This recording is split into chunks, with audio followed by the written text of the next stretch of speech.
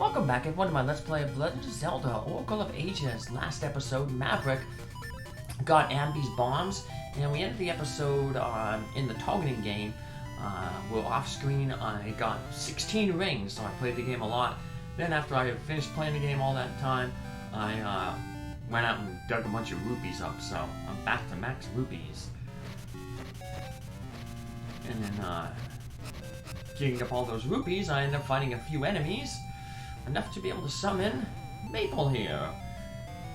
She dropped a ring and a potion, some good items. I want to get that ring real quick. Now, if only we had Pegasus seeds like Data has and Seasons. You can use a Pegasus seed and run really fast. Almost guaranteed to get all the items. Oh, ooh, we did get the ring and the potion, so lucky there. Alright. There's Ambi's bombs. You can use them to... Did you find what Ambi desires? Yep. We can use Ambi's bombs to get into a level 2 here.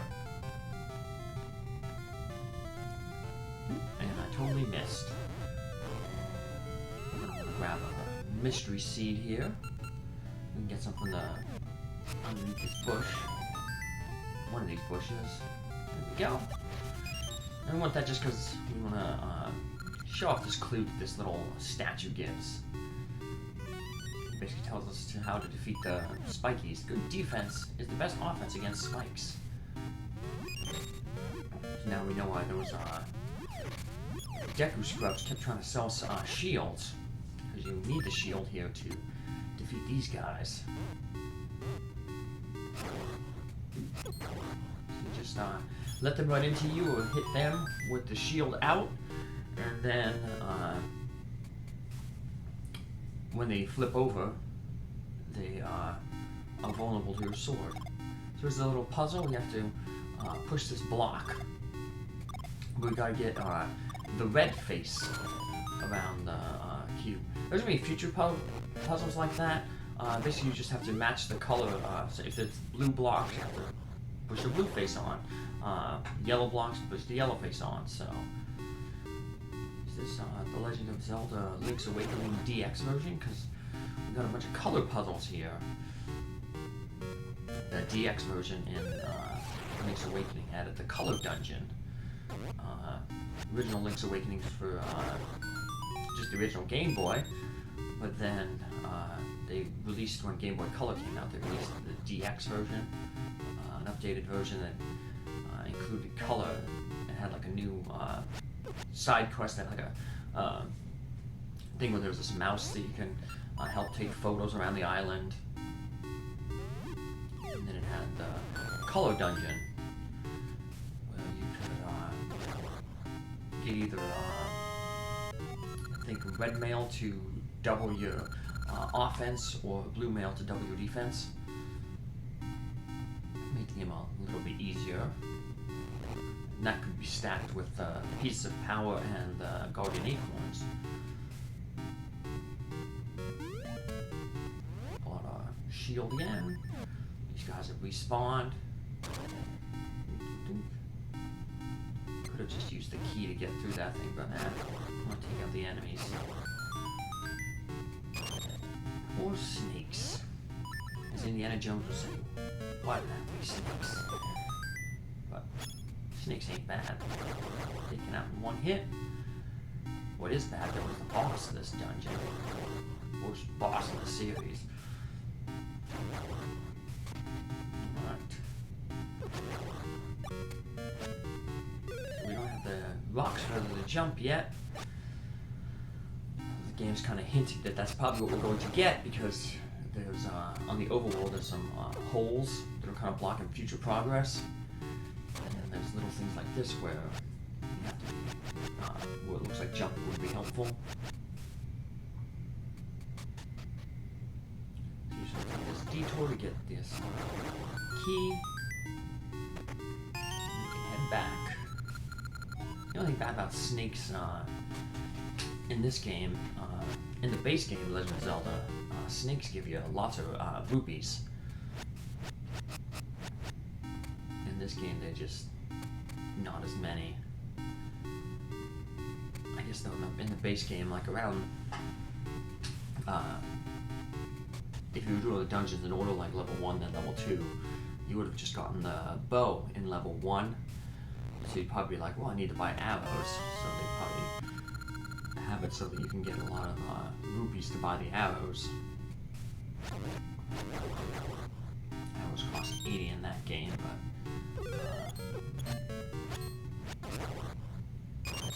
so they're not that expensive, but still. Actually, you don't even need the arrows until you really get to level 6, because that's what the boss is. Goma can only be defeated with arrows. We'll see how he's redone when we go back to Oracle of Seasons with Data. Anyway, one with no wings is no match for me. Well, we're going to be a match for him. This annoying mini-boss. He flies around and he just lands. He's pretty easy to avoid at first, but after you hit him a few times, then after he lands, he'll start bouncing around the room. So he won't just land, he'll start bouncing. And the problem with that is, every time he hits the ground, he's supposed to cause a hole to appear. And when he's bouncing around, he can hit you and knock you back into the holes that he creates. So one way you can mitigate that is just do like how I did there, and if you stand on the blue tiles, I guess they're coded that they can't be broken, so you never have to worry about him creating a hole. I just made that one hole so I can show you what he kind of does, and also then if you show what happens if you do fall down a hole. You end up in this room, and there's a staircase up, so you can go back and fight the boss again if you, like say, get mess up and fall down that hole while fighting him. But best way to avoid that is just keep him from making holes in the first place. It's a good place you might want to bring out your shield. I fell down there. You see those Stalfos there? They're really aggressive with their spears. And these one tile wide platforms make it easier to get hit by a spear to fall back, so the shield will just block the spears. There's another owl statue. Let's see what he has to say. With blue wing, soar over the colored heights. So we have another color puzzle coming up here. You see that one block with a certain color, and then there's another block that you can jump over, and jumping over the block will change that block's color. So I guess I could come back to the dungeon.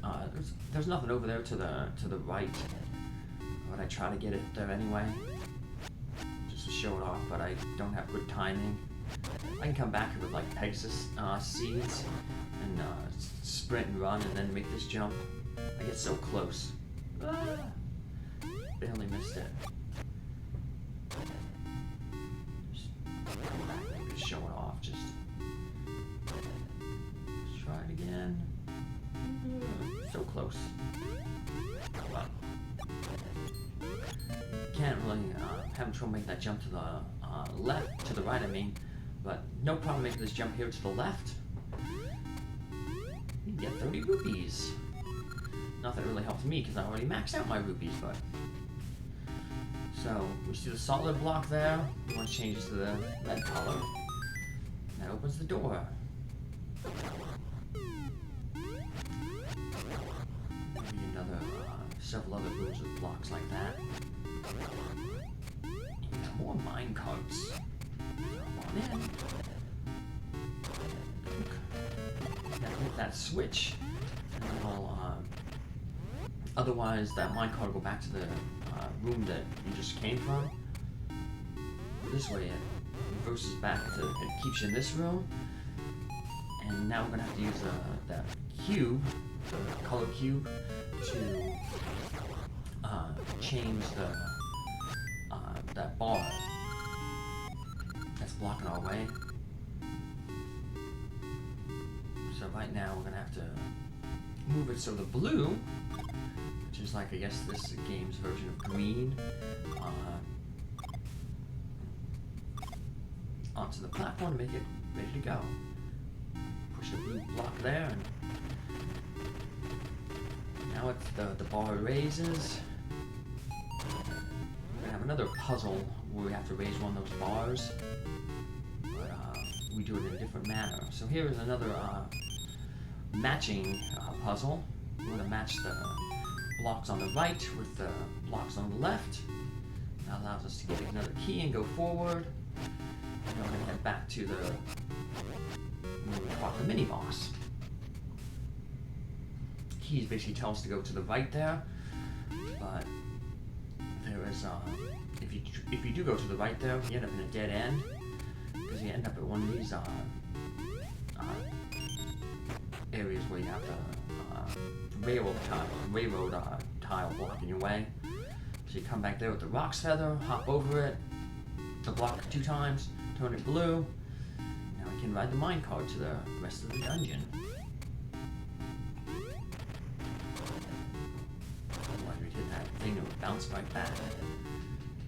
Yeah, the carts only stop at like at the end points, so it's not like the cart would start at that rail. We kind of saw that in the other room, which is why you had to hit the switch. So here's a block puzzle. You have to depress that switch, but you need to push one of these pots. So you just gotta get these 3 of the pots out of the way, and push this pot up. You're going to see that in order to get around to push the pot, we have to use the roc's feather to cross these holes. This P-hat's being annoying. Pushing, turn back. If you're really talented, you can just do a kind of a diagonal jump there, but I wasn't confident in my skills. Jump that P-hat, hoping to get a heart. In the base game, P-hats are one of the enemies that almost always drop hearts. Them and Zoros drop a lot of hearts. Now here's, we have to match the structure on the left with the one on the right here. But the thing is, you can only push the statues of the color that's highlighted. So right now it's red, so we can push the red statues. We jump, turn it yellow, now we can push the yellow statue. And you jump and turn it blue, that'll let you push the blue statues. If you try to push another statue when it's not its color, well, you can't. That's a neat little puzzle. They incorporate the color into solving it. Just match. You're starting to see, if you're following Data's playthrough on Oracle of Seasons, you're starting to see how this is more puzzle-oriented than action-oriented. So in this room, we have to jump over the tile, and that changes the floor color. And when the floor color is changed and not matching to what the little jellies are, you can defeat them. So even if you knew where the jellies were, if they're the same color as the floor, they don't take any damage. It'll make it sound like you're hitting them, but it won't register any damage to them, so I just keep jumping over the floor.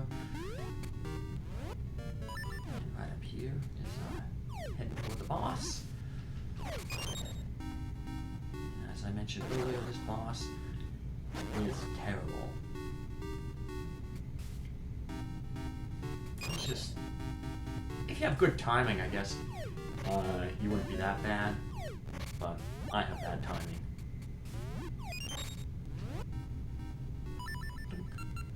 So let's see what this guy says. The red face fears smoke. So it's almost like level 2 in the base Legend of Zelda game, where the guy in the second dungeon tells you that Dongo dislikes smoke. Well, this red face dislikes smoke, so that's basically our clue that we have to throw a bomb into this guy when he's when his face is red, when his face is facing, the red face is facing the screen. Now, if you get it in the wrong face, you get a counterattack. Green is easy to avoid. You just spit these potaboos from Mario Brothers. You should avoid them by heading to the upper left or the upper right.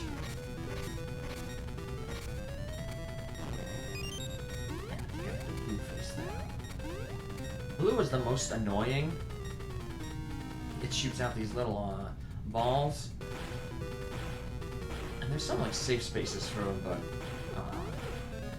it depends on what pattern you get. Sometimes it's at the upper corner, sometimes it's in the ledge there, the ledge below. And what face did we get? Another green one. Green's easy to avoid. So yeah, other than that blue face, the attacks are pretty easy to avoid. The purple face, I haven't gotten that attack yet, but the purple face just drops rocks on you from above. So if you stay on either the left or the right, the second block from the top there, you'll be safe, because any block that would hit you will hit the block above you. Now the game is never going to let you run out of bombs here, because occasionally the face will stop and spit the potaboos, but it stops and spits the potaboos out when it's on the green face or the blue face. You'll get it'll just spit out bombs as well as the potaboos. So you have like a 50% chance that it's going to spit out some excess bombs. Speaking of spitting things out, every time you manage to hit the face correctly, it'll spit out a heart. So you hit the red face, you got a heart. And you'll notice that it speeds up slightly. So I think the pattern is you want to try to pick the bomb up and throw it at the first two phases when it's turning blue, when the face is turning to the blue face. And now it's like getting, faster, so start turning it when it's going toward the purple. And then the last one you throw it when it's on purple. So you can see what the purple face does. See, it just hits the ground like a thwomp, and it causes the rocks to fall. Like I said, as long as you're underneath the one of the rocks, you're on that center platform, the rock will just hit the top platform and you'll be safe. So another way you can do this is you can kind of get on the platforms that are rotating around the face and just drop the bomb from the platform on into the top of the head. But the top of those platforms aren't safe from the potaboos that the boss is spitting out all the time. So it's just safer to go the long way, like how I did there. Throw them from the top. You have to get a little bit of a running start and toss them. And you gotta run, toss, and time things right. So a little difficult, but we finally got over it. So we got the ancient wood, essence of time. It was those only truth to closed ears from out of the stillness. And with that, we have 25% of the essence of time. Let's see what the Mako tree has to tell us. Maverick, I sense an essence of time on the South Sea's Crescent Island. Find a way there, on the town's coast. Crescent Island. The, almost sounds like Sea Island from Star Tropics. That's a game I Let's Played on this channel. I also did the sequel, Star Tropics 2, Zelda's Revenge. Both of them featured Mr. Tumnus as our hero. We got another encounter with Maple here. She doesn't drop anything good. But we didn't really lose anything bad either, so... I lost some rubies. eventually Maple will upgrade. She'll start flying on a vacuum cleaner, and the vacuum cleaner, she will suck up items quicker. She takes less time than sweeping them. And then eventually, her final form is she's on a UFO and uses like a tractor beam to pull items up. So gonna go back to one of these time portals. We play the Song of Ages, or the Echo of Ages. That'll take us back to the present. And that'll take us to where we can go to Vashu's Jewelers and get all those rings appraised. I got 16 from the targeting game, and then the one from Maple. 4 of these you can only get from the targeting game. An Octo Ring, the blue ring for Zora's Fire, red luck ring, the light ring, and you can slow it down, or I'll show it off eventually. And the ring that we got from Maple there was the Maple ring, which increases the amount of Maple encounters that we can get into. So I just want to put that one on, Maple ring. So we select it from our list, we go into our inventory, go to the second screen, and then we just move down to Maple's ring, press A to equip it. Remember, rings do nothing unless equipped. And we'll save our game here, and this is where we'll pick up in our next episode. Take care, have a good one, thanks for following along, bye.